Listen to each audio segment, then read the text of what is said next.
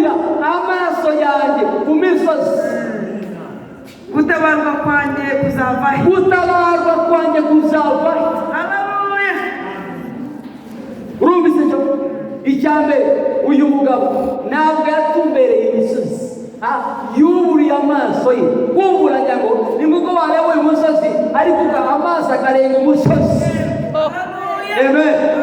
Amaso yawe afite kurenga ibyo biri imbere yawe.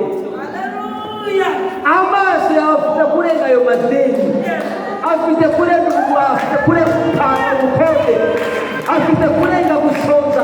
Amaso yawe afite kurenga ubugari, afite kurenga ibirayi, afite kurenga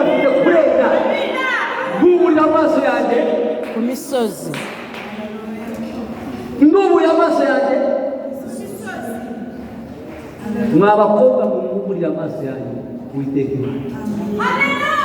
Imana izabaha abagabo beza. Imana izabaha abagabo beza. Mwabasore Imana izabaha abagore beza. Amina.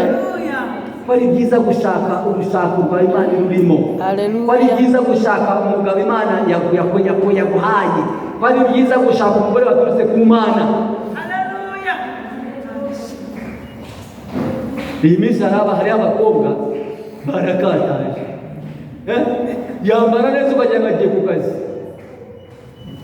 Haleluya.